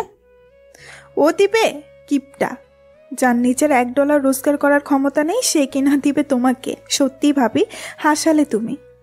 চিন্তা করবেন না ভাবি, আমি আপনার গিফট সময় মতো নিয়ে আসবো। এবার কিন্তু পার্টি দিব না, যা হবে আমাদের নিজেদের মধ্যে অনুষ্ঠান হবে। ভাবি, এটা হয় নাকি আবার? হয়, তোমার ভাইয়াও তাই চায়। এইদিকে রাতটা পার হয়ে সকালে ইরা রূপাকে সাথে করিয়ে বের হয়ে চলে আসে নেকলেস নেওয়ার জন্য। এইদিকে আকাশ কোথায় আছে তা বাসার কেউই জানে না। রাতের বেলায় সবাই গিফট দিতে থাকে ইরার ভাই আর ভাবিকে। তখনই, কি ব্যাপার, আকাশকে দেখছি না। ইরা, আকাশ কোথায়? আমি কি করে বলবো? তুই জানিস না মানে? আকাশ কি আজকে তোর সাথে ছিল না? কই না তো, আমি তো গিফট কিনতে গেলাম, এসে তো আর দেখলাম না। হয়তো লজ্জা পাবে বলে আসেনি। লজ্জা মানে? কিসের লজ্জা? এই যে সবাই গিফট দিচ্ছে, তা উনি দিতে পারবে না বলে লজ্জা ফের আসেনি। ভাবি কিন্তু ঠিক বলেছে। ইরার মা, তুমি ও কি জানো না? আমাকে তো কোনো কিছুই বলেনি। এদিকে উনি আর কিছু বলতে যাবে তখনই আকাশ চলে আসে হাতে একটা পার্সেল নিয়ে। তা দেখে বাকিরা তো অবাকই হয়। কোথায় তুমি? আমি তো গিফট জোগাড় করার জন্য গিয়েছিলাম। তোমাকে কে বলেছে এগুলো আনতে? গতকাল রাতে ভাবি আর ইরা তো নিজেই বলল। কথাটা শুনেই বাকিরা চুপ হয়ে যায়। তখনই রূপা, আঙ্কেল, যা হওয়ার হয়েছে, তা এখন উনি কি এনেছে তা আমরা দেখি। হ্যাঁ, সেটাই আগে করি। এরপর ওনারা প্যাকেট খুলেই দেখতে থাকে। প্যাকেটের ভেতর দেখে তো অবাকই হয়ে যায়, কেননা এখানে এক জোড়া কানের দুল আছে। এগুলো আমার কেমন পরিচিত মনে হচ্ছে। পরিচিত কেন হবে? মনে পড়েছে, ওই কানের দুল আমি যেখানে নেকলেস কিনেছিলাম ওখানে দেখেছিলাম। ওই নেকলেসের থেকে কানের দুল দুটাই দাম অনেক বেশি ছিল, কিন্তু ও কিভাবে সেটা আনলো? তোমার নিশ্চয়ই ভুল হচ্ছে ইরা। কোনো ভুল হচ্ছে না, রূপা তো নিজেও এটা দেখেছে। হ্যাঁ ভাবি, আমি নিজেও এটা দেখেছি। আচ্ছা, ও এটা চুরি করে নিত? চুরি করা তো কখনো সম্ভব না, কেননা ওখান থেকে এইগুলো চুরি করে আনা একদম সম্ভব না। আপনারা তখন থেকে কি শুরু করলেন? এটা তো নকল, আর আপনারা আসল ভেবে কত কি ভেবে রেখেছেন। আমরা তো ভুলে গিয়েছিলাম, যার $1 রোজগার করার ক্ষমতা নেই সে কিনা কোটি ডলার কানের দুল কিনে থাক। এত কষ্ট করে যখন এনেছে তখন এটাকে রেখেই দিই। এদিকে অনেক রং তামাশার মধ্যে দিয়ে অনুষ্ঠান মোটামুটি শেষ হলো। রাতের বেলায় ইরার ভাবি কানের দুলটা টেবিলে রেখে দেয় আর লাইট অফ করে। এরপর ঘুমিয়ে যায়। অন্ধকারে কানের দুল থেকে আলো বের হতে থাকে। মাঝরাতে ইরার ভাবি ঘুম ভেঙে যায় আর উনি কানের দুলটার এভাবেই আলো জলজল করতে দেখে অবাকই হয়। সেই জন্য উনি ওনার হাজবেন্ডকে জাগিয়ে তোলে। এই ওঠো তাড়াতাড়ি করে। কি হয়েছে, তুই তাড়াতাড়ি করে জাগাচ্ছ কেন? তুমি উঠবে নাকি আমি পানি ঢালবো? কি হয়েছে বলো। সামনে তাকাও। ইরার ভাইও সমানে তাকিয়ে অবাক হয়ে যায় এরকম আলো দেখে। তাহলে ইরা যা বলছে সেটাই কি সত্যি? সকালে আমরা এটা নিয়ে যাব ওই দোকানে, আর এটার ব্যাপারে কথা বলবো। আচ্ছা, তাই হবে। পরের দিন সকালে ইরার ভাই আর ভাবি তৈরি হয়ে বেরিয়ে পড়ে ওই দোকানের উদ্দেশ্যে। ওনাদের একজন কর্মচারীকে কানের দুলটা দেখায়। আচ্ছা দেখেন তো, এই কানের দুলটা আসল নাকি নকল, একটু পরীক্ষা করে জানাবেন। যদি এই কানের দুলটা রাতে আধারে আলো ছড়ায় তাহলে এটা আসল, আর যদি আলো না ছড়ায় তাহলে এটা নকল। আর এটা আপনার কোথায় পেলেন? কোথায় পেয়েছি মানে? আপনি জানেন কার সামনে দাঁড়িয়ে কি বলছেন? শুধু একটা মাত্র 2 পিস এসছে, আর একটা গতকাল বিক্রি হয়েছে, আর আপনারা ওটা নিয়ে এসছেন। তাহলে তো বোঝাই যায় আপনারা এটা চুরি করে এনেছেন। আপনার সাহস কি করে হয় আমাদের চোর বলার? যদি চোর নাই হন তাহলে এটা আপনাদের কাছে কি করে আসলো? এটা তো আমাদের উপহার হিসেবে দিয়েছে। যিনি এটা আপনাদের উপহার দিয়েছেন হয়তো উনি এটা চুরি করেছে। এটা কাজ করুন, ওনাকে কল দিয়ে এখানে আসতে বলুন। ঠিক আছে, বলছি। ততক্ষণে আমি আমার স্যারকে এখানে আসার জন্য বলতেছি। এদিকে ভাবি ইরাকে কল দিয়ে আকাশকে নিয়ে এখানে আসতে বলে। ইরা তো আকাশকে নিয়ে চলে আসতে থাকে এইদিকে। এদিকেও কর্মচারী তৎক্ষণাৎ ম্যানেজারকে এখানে আসার জন্য বলে। এদিকে ওরা আসা মাত্রই, আকাশ, তুমি এটা কোথা থেকে চুরি করলে? আমি কখন কি চুরি করলাম? তুমি এই কানের দুলটা কোথায় থেকে চুরি করে আনলে? এটা তো আমি নিজের ডলারে কিনেছি, আমি কেন চুরি করতে যাব? চুরি যদি না করে থাকিস তাহলে আমার ভাবি আর ভাইয়াকে ওনারা চোর কেন বলবে? তা আমি কি করে জানি? আমি তো এটা কিনেছি, চুরি তো করিনি। তোর মতো ফকির নিয়ে এটা কিনবে? সত্যি করে বল, কোথায় থেকে কিনেছিস? আমি চুরি করিনি। এদিকে কর্মচারী ওদের কাণ্ড দেখে বলি, আপনারা কেউ যেতে পারবেন না। তোমার সাহস তো কম না? তুমি জানো তুমি কাদের কি বলতেছো? যা বললাম ম্যানেজারকে বলবেন। এদিকে বাকিরা তো অপমানিত হতে থাকে আকাশের এই কর্মকাণ্ডের জন্য। সেই জন্যই সবাই ওকে কথা শোনাতে থাকে, কিন্তু আকাশ কোনোভাবেই বোঝাতেই পারছে না ও এটা চুরি করেইনি। এদিকে ম্যানেজার তো চলেই আসে। কি ব্যাপার, এখানে এত ভিড় কেন? দুলটা চুরি করেছে, আর যিনি চুরি করেছে উনি এখানে আছে। আগে আমি কানের দুলটা দেখি। কর্মচারী থেকেই কানে দুলটা নিয়ে দেখতে থাকে। দেখে উনি নিজেও অবাক হয়ে যায়। এটা আপনারা কোথায় পেলেন? এটা তো আমার ননদের হাজবেন্ড আমাকে উপহার দিয়েছে বিবাহ বার্ষিকীতে। কই, উনি কি এসেছে? ওই তো বসে আছে। ম্যানেজার আকাশের সামনে এসে চমকে ওঠে, কেননা আকাশকে দেখে উনি চিনতে পারে। স্যার, আপনি এখনো আমাকে বলতেন আমি নিজে আপনার বাসায় চলে আসতাম, আর তুমি বলতে চাইছো উনি দুলটা চুরি করেছে? জি স্যার। তুমি কি জানো উনি কে? এক্ষুনি তোমার সবাই ওনার পায়ে ধরে ক্ষমা চাইবে। যদি উনি তোমাদের ক্ষমা করে দেয় তাহলে তোমাদের চাকরি থাকবে, নয়তো তোমাদের চাকরি এখানে শেষ। প্লিজ স্যার, এমনটা করবেন না। আমাকে বলে লাভ নেই, আকাশ স্যারের কাছে ক্ষমা চাও। এরপর ওরা একে একে ক্ষমা চাইতেই থাকে, আর আকাশ ও তাদের ক্ষমা করে দেয়। এদিকে বাকিরা বুঝতেই পারছে না ওরা কি করবে, কেননা এত বড় দোকানের ম্যানেজার আকাশকে স্যার বলতে থাকে। এটা ভেবেই ওরা অবাক হয়ে যায়। এরপর একে একে সবাই ক্ষমা চাইতে থাকে, আর বাকিরা দাঁড়িয়ে দাঁড়িয়েই দেখতে থাকে। ওরা তো বুঝতেই পারছে না এখানে কি হচ্ছে। কিছুক্ষণ পরেই, স্যার, উনি কি আপনার বউ? কেন, কি হয়েছে? আসলে উনি একটা নেকলেস কিনেছিল, আমি তো ভাবলাম। থাক, আর ভেবে কাজ নেই, আমি গেলাম এখন। তাছাড়া তোমার লোকদের বলে দিবে এরপর কারো পোশাক দেখে যেন তার ব্যক্তিত্ব যাচাই না করে। জি স্যার, আমি বলে দিব। স্যার, আপনাকে বাসায় পৌঁছে দেই, চলুন। তার প্রয়োজন হবে না। এই বলেই আকাশ তো চলেই যায়, আর যাওয়ার আগে ইশারায় বলে যায় যেন ওর পরিচয় কাউকে না দেয়। এদিকেই, কি ব্যাপার, আপনি ওকে স্যার কেন বলছেন? তা জেনে আপনার কি কাজ? আপনারা যে কাজে এসেছেন সেই কাজ হয়ে গেলে এবার যেতে পারেন। আচ্ছা, আমাকে যে দুলটা দিল ওটার দাম কত হবে? আপনার তো ভাগ্য ভালো যে আপনার ননদ এরকম একজন লোককে বিয়ে করতে পেরেছে। তবে এতটুকু বলবো, এই কানের দুলটা বিক্রি করলে আপনি বাকি জীবন বসে বসে খেতে পারবেন। কি বলেন, এত দাম? জি, এতটাই দাম। আপনার জন্য উনি যে নেকলেস নিয়েছে ওই নেকলেসের 50 গুণ দাম হবে এই কানের দুলটার। কথাটা শুনেই ইরা এবার অবাক হয়, সাথে বাকিরাও। তবে এখানে রূপাও ছিল। রূপা তখন বলি, একটা কাজ করুন, সেম কানের দুল আমাকেও একটা দিন। সরি ম্যাম, এটা একটাই সেট ছিল। রূপা, তোর কি মাথা খারাপ হয়ে গেছে? কেন, কি হয়েছে? তুই কি জানিস সেই কানের দুলটার দাম কত হবে? কত আর হবে, বড় জোর $4,000 থেকে $5,000।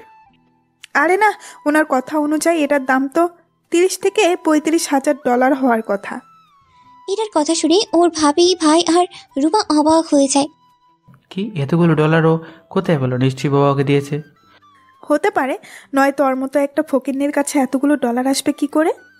আমি তো ভুলেই গিয়েছিলাম বাবার কথা। আচ্ছা, এখান থেকে আর লাভ নেই, মান সম্মান নিয়ে ফিরে যেতে পারছি, এটাই অনেক কিছু। ঠিক বলেছ ভাবি, চলো তাহলে এখন বাসায় ফিরে যাই। এরপর ওরা গাড়িতে বাকি কথা বলতে থাকে। এদিকে আকাশ যখন বাসায় ফিরে রাতের বেলায় তখন সবাই ওকে এক এক করে জিজ্ঞেস করতে থাকে। আর এদিকে ইরার বাবাও চলে আসে।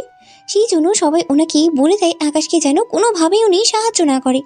এদিকে দেখতে দেখতে 4, 5, 6 দিন কেটেই যায়। এই কয়েকদিনে ওরা আকাশকে অপমানের ওপর অপমান করতেই থাকে, যা ইরার বাবা জানেই না। একদিন উনি বিকেলে বাসায় ফিরে তখন আকাশকে মেঝে পরিষ্কার করতে দেখে উনি তো রেগেই যায়। ইরার মা, বৌমা কোথায় তোমার? কি হয়েছে বাবা, আপনি এভাবে চিৎকার কেন করছেন? কিছু হয়েছে? বাড়িতে এতগুলো লোক থাকতে আকাশকে কেন মেঝে পরিষ্কার করতে হচ্ছে? আসলে হয়েছে কি? কি হয়েছে তাড়াতাড়ি করে বলো। ইরা বলেছে এসব করার জন্য। ইরাকে এক্ষুনি এখানে ডেকে আনো। জি বাবা, আনতেছি। এরপর ইরা কি ডাকার জন্য ভাবি উপরে যায় আর ইরা আর রূপাকে নিয়ে নিচে নামে। কি হয়েছে বাবা, তুমি এভাবে চিৎকার কেন করছো? তোমার যে হার্টের সমস্যা সেটা কি ভুলে গেছো? আমি এইগুলো কি দেখতেছি? কি দেখতেছো তা না বললে বুঝবো কি করে? এসব কি? কোন সব? এরপর উনি ইশারা করে ইরাকে দেখায়। ও তো কাজ করতেছে। আমিও সেটাই জানতে চাইছি, ও কেন কাজ করবে? তোমাকে না বললাম ও আমার ক্যাবিনেট ডলার পরিশোধ করতে না পারলে ওকে দিয়ে আমি এভাবে কাজ করিয়ে এভাবে সে ডলার পরিশোধ করবে? ও যে তোর স্বামী, তাকে তুই ভুলে গিয়েছিস? তুই স্বামী হয়েছে তো কি হয়েছে? দেখো বাবা, ও যতদিন পর্যন্ত আমাকে ক্যাবিনেট ডলার না দিতে পারবে ততদিন আমি ওকে দিয়ে এভাবেই কাজ করাবো। যদি ও ডলার দিতে পারে তাহলে আর কাজ করতে হবে না। ইরা কিন্তু ঠিকই বলেছে। বাহ, সবাই দেখি এক হয়ে গেল। আকাশ, তুমি আমার সাথে রুমে আসো। আকাশ আসতে থাকে, ওনার সাথে ইরার মাও আসতে থাকলেই আমি জামাইকে আসতে বলেছি, তোমাকে বলিনি। এবার ইরার আম্মু থেমে যায়। এদিকে উনি আকাশকে রুমে নিয়ে এসে আকাশের হাত ধরেই কাঁদতে থাকে। আমি পারিনি তোমাকে সুখ দিতে। আপনি কাঁদবেন না। তাছাড়া ইরা ছোট মানুষ, ভালো খারাপ এখন কিছুই বোঝে না। তাছাড়া ও বিজনেস সামলাচ্ছে বলে এরকম হচ্ছে। যদি অন্য মেয়ের মতো বাবা আর ভাইয়ের উপর নির্ভর হতো তাহলে এরকমটা হতো না। আসলে আব্বু, আমাদের দেশে এরকমই হয়। একটা মেয়ে যখন চাকরি করে নিজে প্রতিষ্ঠিত হতে থাকে তখন সে বাকিদের মানুষ বলে মনে করে না। তবে সব মেয়েরা কিন্তু এরকম না। যারা ছোট থেকে অভাব দেখে আসছে তারাই তাদের পরিবারের জন্য কিছু একটা করার চেষ্টা করে। আর যারা কখনো অভাব দেখেনি তারা একটু প্রতিষ্ঠিত হতে পারলে বাকিদের খুব সহজে ভুলে যায়। সেজন্য আমি এসব দেখে কোনো কিছু মনে করি না। সত্যি আকাশ, তোমার মতো করে কেউ যদি বুঝতো তাহলে তো হতোই। আমি তোমাকে ডলার দেই, তুমি ওইগুলো দিয়ে আলাদা কোনো ব্যবসায় করো। এতে তুমি পরে একটা বাড়ি করে সেখানে নিয়ে যেতে পারবে ইরাকে। তার কোনো প্রয়োজন হবে না। আমার যা কিছু আছে তা আমি পরে একটা সময় আপনাকে দেখাবো। কি সেগুলো? সময় হলে ঠিকই জানতে পারবেন। এদিকে উনি রুম থেকে বের হয়ে অফিসে চলে যায়। উনি অফিসে যাওয়ার পরেই বাকির আকাশকে আবারও কথা শোনাতে থাকে। এভাবেই আরো 2 দিন কেটে যায়। পরের দিন ইরার বাবা নাস্তা করার সময়, ইরা, তোকেও আমার সাথে আজকে অফিসে যেতে হবে। ভাইয়া তো যাবেই, তাহলে আমি এসে কি করব? আজকে আমার একটা কোম্পানির সাথে ডিল করব। যদি ডিলটা হয়ে যায় তাহলে আমরা এবার অনেক মুনাফা করতে পারবো। ঠিক আছে, চলো তাহলে।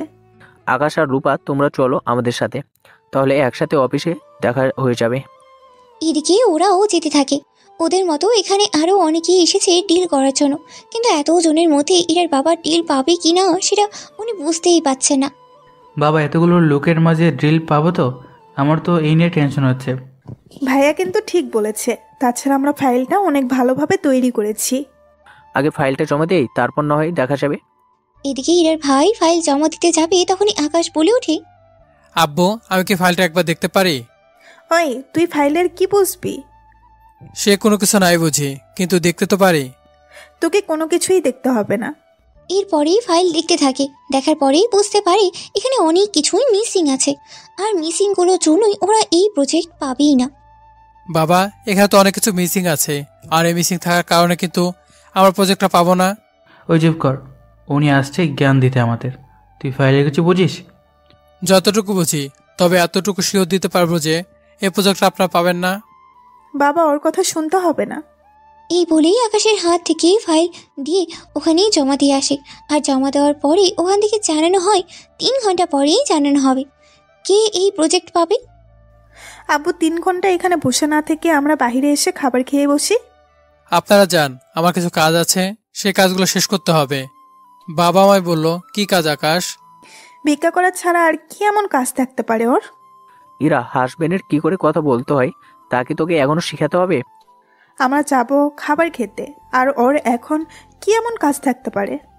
এদিকে আকাশ ওখান থেকে বের হয়ে আসে কর্মচারীদের কাছে, যারা এই প্রজেক্টগুলোর কাজ দেখে তাদের কাছে। ওদের বড় বস আকাশকে দেখেই, আরে স্যার, আপনি এখানে? আমি এখানে। তা এখানে একটা ফাইল দেখো, অনেক জায়গায় ভুল আছে। আমি চাই তুমি ফাইলটার মধ্যে থাকা ভুলগুলো ঠিক করে নাও, তারপরে এই প্রজেক্টটা ওনাদের দিবে। আপনি যখন বলেছেন তখন এই প্রজেক্ট ওনারাই পাবে, আপনি কোনো চিন্তা করবেন না। তাহলে আমি আসি এখন। ওখান থেকে চলে আসে।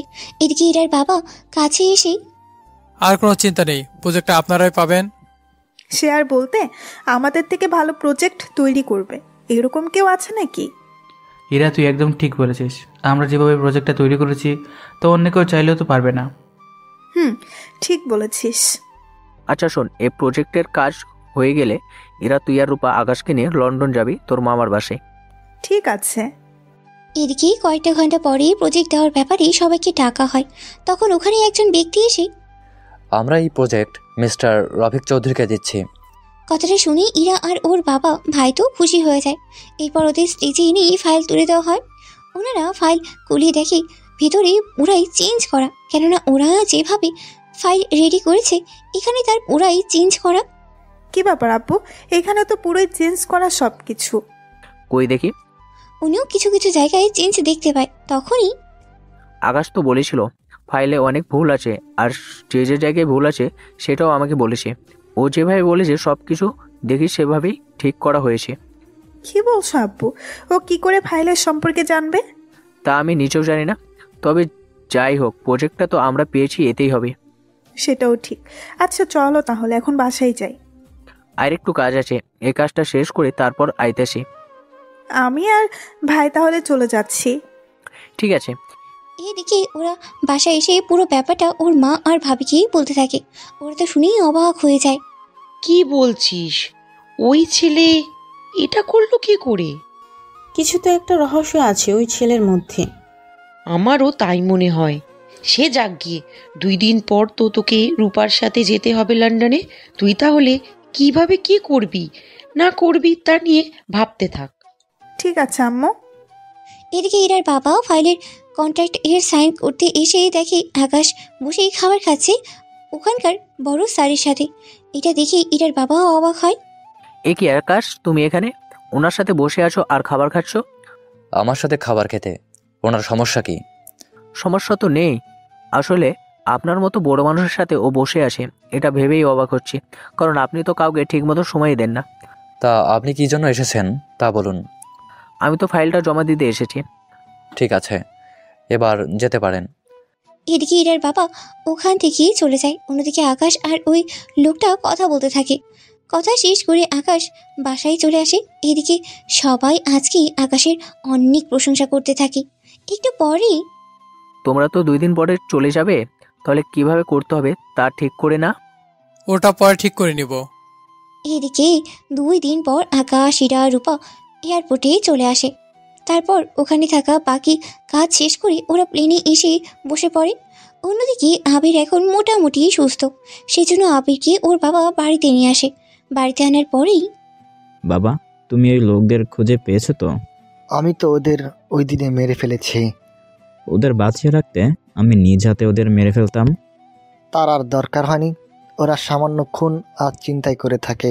ওদেরকে তোকে মারতে হবে না। আর হোটেলের কি হলো? কোন হোটেল? ওই 6 রোডের মাথায় 10 তলা যে হোটেল আছে, ওটার কথা বলতেছি। ওই হোটেলে আবার কি হয়েছে? ওই হোটেল ঝামেলা করেই তো আমার এরকম অবস্থা হয়েছে। তুই হোটেলে গিয়েছিস খাবার খেতে, ওখানে কেবিন খালি ছিল না বলে তুই রাগ করে চলে এসেছিস। তোমাকে এইসব কথা কে বললো? কে আবার? ইরা বলল। ইরার সাথে তোমার আবার কবে কথা হয়েছে? তোর যখন গুলি লাগে তখন ইরা আর ওর মামাতো বোন সাথে একটা ছেলেও ছিল, ওরাই তো তোকে হসপিটালে নিয়ে আসে। এরপর আমি এসব জিজ্ঞাসা করাতে ইরা আমাকে এসব বলল। ইরা ঠিক কি কি বলছে তা আমাকে ডিটেলসে বলো। এরপর জাফর চৌধুরী আবিরকে সবটা বলতে থাকে। সবটা শুনেই আবির তো এখন আবার রেগে যায়। তোর আবার কি হলো? এভাবে রেগে যাচ্ছিস কেন? কারণ এরা তোমার থেকে অনেক কিছু লুকিয়েছে। যেমন কি লুকালো? এরপর আবির রেস্টুরেন্টে থাকা সব ঘটনা বলতে থাকে। সবটা শুনে উনিও রেগে যায়। এবার কি এত বড় সাহস ওই ম্যানেজারের, ওকে এইভাবে অপমান করলো, আর ইরা আমাকে এই ব্যাপারে কিছুই জানায়নি। এক্ষুনি ওর বাসায় যাচ্ছি আর জিজ্ঞেস করতেছি ও কেন ওই দিন কিছু আমাকে এইসব ব্যাপারে বলেনি। এরা হয়তো চায়নি কোনো ঝামেলা হোক, সেজন্য তোমাকে বলেনি। তাছাড়া এরার বিয়ে হয়ে গিয়েছে। আমি ভেবেছিলাম এরাকে বিয়ে করব, কিন্তু আমি করার আগে অন্য কারোর সাথে বিয়ে হয়ে যায়। তা কোন ছেলের সাথে বিয়ে হয়েছে? ওই দিন ওদের পাশে যে ছেলেটাকে দেখলে, ওই ছেলেটাই। তা তুই কোনো চিন্তা করিস না, আমি দরকার পড়লো ওই ছেলেটাকে মেরে হলো তোর হাতে ইরাকে তুলে দিব। ওটা আমি দেখে নিব কি করা যায় ইরার সাথে।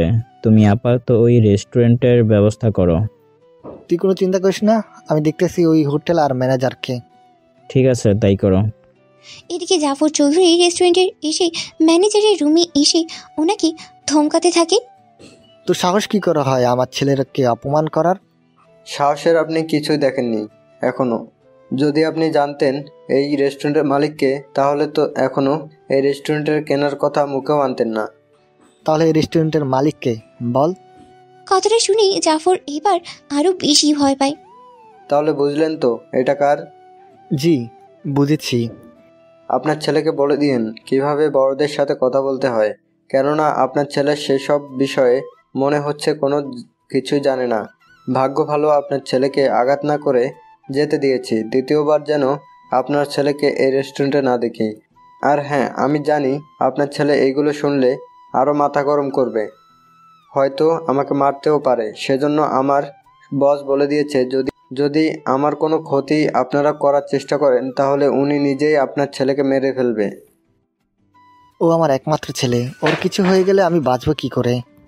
সেজন্য তো বললাম আপনার ছেলেকে তাহলে ঠিক করে রাখেন, যেন সামনে এরকম কোনো কাজ না করে থাকে। আপনি চিন্তা করবেন না, আমি ওকে বোঝাবো। আপনি শুধু স্যারকে বলে দিবেন আমার উপরে এভাবে রাগ যেন না করে। ঠিক আছে, বলে দেব। জাফর ওখান থেকে বের হয়ে আসে, কেননা জাফর এমন লোকের একটু আগে ক্ষতি করার চেষ্টা করছিল, যে লোক চাইলেই জাফরকে নিমিশেই মেরে ফেলতে পারে। এদিকে জাফর বাসায় এসেই আবিরকে সবটা জানায়, কিন্তু তাও আবির ঠিক মতো বুঝতেই চায় না। তুই যদি এরকম করিস পড়াতে তো আমার দেখা যাবে তোকে আমি বাঁচাতেও পারবো না। আমি আমার মতো করে কাজ করে নিব। পারবি না আবির, তুই ওদের সাথে পারবি না। কি বল আব্বু, আমাদের 100 জনের বেশি সিকিউরিটি, হাজার হাজার কোটি ডলার আছে। আমাদের যদি 100 জন সিকিউরিটি থাকে তাহলে শুনে রাখ, ওই লোকটার আন্ডারে 1000 জন সিকিউরিটি আছে। তাছাড়া উনি চাইলে আমাকে 10 থেকে 15 বার কিনতে পারবে। এবার আবির অবাক হয় ওর বাবার কথা শুনে, কেননা উনি যেভাবে বললো সেভাবে শুনি অবাক তো হবেই। কিন্তু উনি দেখতে কেমন আর থাকে কোথায় তা কি জানো? উনি থাকে একটা আইল্যান্ডে, যে আইল্যান্ডে 700 জন সিকিউরিটি থাকে। আর ওখান থেকে উনি যেখানে যান না কেন হেলিকপ্টার করে যায়। এক কথায় ওই আইল্যান্ডে মিসাইলের থেকে সব কিছু মজুত করা আছে। কেউ যদি ওই আইল্যান্ডের ক্ষতি করার চেষ্টা করে তাহলে সে 1% পারবে না, কেননা ওখানকার বেশিরভাগ লোক হাতিয়ার আর মিসাইল নিয়ে থাকে টার্গেট করে। ওনাদের নিজস্ব রাডার আছে, কেউ যদি আক্রমণ ওই রাউডারের ভিতরে অপরিচিত কিছু ঢুকে এই রাউডারে ধরা পড়বে, আর ওখানকার সিকিউরিটিগুলো ওই জায়গায় ওই জিনিসটাকে ধ্বংস করে দিবে। আমার তো ভাবতেই ভয় হচ্ছে। তোমার কথা শুনে তো এখন আমারই ভয় হচ্ছে। সেজন্যই বলতেছি, তুই আমার একমাত্র ছেলে, আমি তোকে হারাতে চাই না। ঠিক আছে আপু, তাই হবে। এদিকে এদের কাহিনী তো গেল, এখন চলুন ওরা প্লেনে বসে কি করছে তা দেখে আসি। এদিকে প্লেন যখন উপরে ওঠার জন্য তৈরি হয় তখন আকাশ ভয়ে ইরাকে জড়িয়ে ধরে। এতে রূপা তো অবাক হয়, সাথে ইরা নিজেও, কেননা আচমকা এভাবে জড়িয়ে ধরাতে একটু অবাক হয়। কি হচ্ছে এগুলো? আমি কখনো আগে উঠে নাই তো সেজন্য। ছাড়ো এবার, সবাই তাকিয়ে আছে আমাদের দিকে। এরপর ইরাকে ছেড়ে দেয়। এইদিকে কয়েক ঘন্টা পরে ওরা লন্ডনে চলে এসে পৌঁছায়ছে। এরপর ওরা এয়ারপোর্ট থেকে বের হয়ে রূপাদের বাড়ির দিকে যেতে থাকে। তখন ওরা খাবার খাওয়ার জন্য রেস্টুরেন্টে ঢুকে পড়ে। তখনই রেস্টুরেন্টের মালিক ওখানে উপস্থিত ছিল। উনি তো আকাশকে দেখি প্রথমেই চিনতেই পারেনি, কিন্তু ভালো করে দেখার পর ঠিকই চিনতে পারে।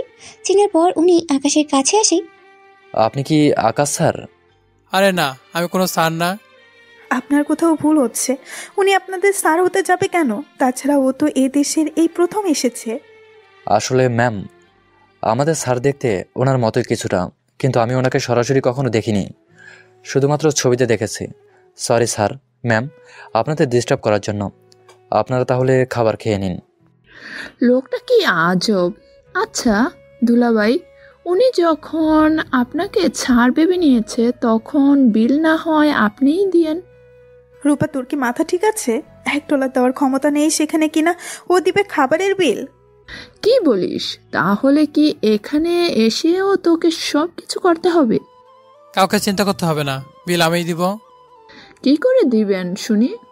তা নিয়ে তোমাদের ভাবতে হবে না, তোমাদের যা ইচ্ছা তা অর্ডার করে খেতে পারো। এরপর ওরা দুজনেই আকাশের কথা মতো ইচ্ছে পরিমাণে খাবার অর্ডার খেতে থাকে। এইদিকে আকাশ নিজেও খেতে থাকে। খাবার শেষ হলে আকাশ উঠে যেতে চাইবে, তখনই কি ব্যাপার, পালিয়ে যাচ্ছ নাকি? পালানোর ইচ্ছা নেই আমার, অপেক্ষা করতে থাকো, একটা না একটা ব্যবস্থা হবেই।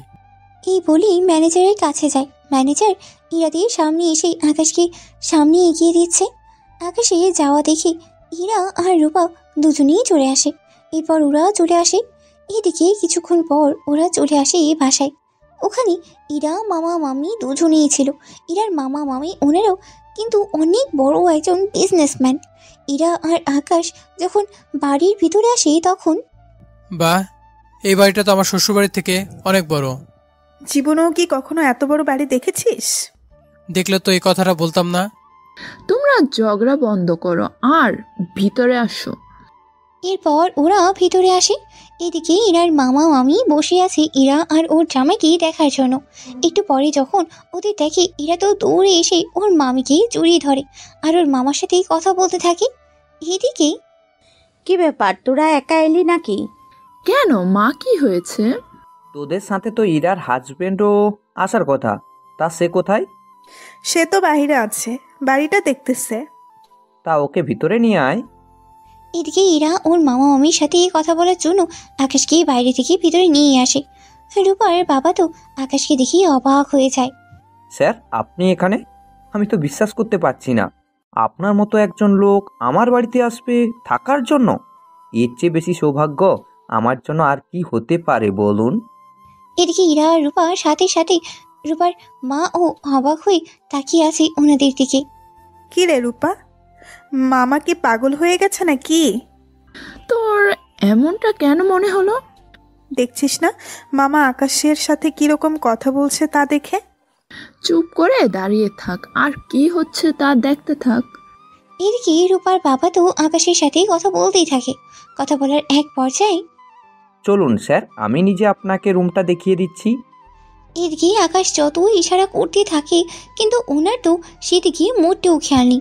সেই জন্য, এভাবে বলবেন না, আপনার সাথে আমার কথা আছে। চলুন তাহলে উপরে এসে কথা বলি। জি স্যার, চলুন। রূপা, তুইও রুমে যা, আর ওদের বল তোদের লাগেজগুলো যেন রুমে নিয়ে যায়। এইদিকে রূপার বাবা আর আকাশ রুমে আসে। এদিকে বাকি তিনজনে তো বুঝতেই পারছে না কি হচ্ছে এই সব কিছু। এইদিকে, আমার পরিচয় এখনো কেউ জানে না, সেজন্য আমি চাই আপনি আগে আমাকে এই ছাড় ডাকা বন্ধ করবেন। আমার পরিচয় যেন কেউ না জানে। আপনি এখন নিচে যাবেন, আর যে করে হোক এই কথাগুলো ধামাচাপা দিবেন। আমি চাই না আমার পরিচয় কেউ জেনে যাক। কিন্তু কি সেই কারণ তা তো বলবেন। আপনার বাড়িতে যখন এসেছি তখন আপনি সবটা বুঝতে পারবেন। ঠিক আছে, তাই হবে। এদিকে রূপার বাবা নিচে আসে, আর বাকিরাও প্রশ্ন করলে উনি কিছু বলে কথা বলে এটা সেটা ধামাচাপা দিয়েই দেয়। আমি তো সেই জন্য ভাবি তুমি কেন ওর ছেলেকে স্যার বলবে। তা শোনো, রূপা আর ইরা বলেছে ওর ছেলেকে এখানে যেন কোনো জামাই আদর না করানো হয়। মানে কি? আমি তো বুঝতেছি না। মামি এরপর উনি ওনার হাজবেন্ডকে সবটা বলতে থাকে। রূপার বাবা সবটা শোনার পরেই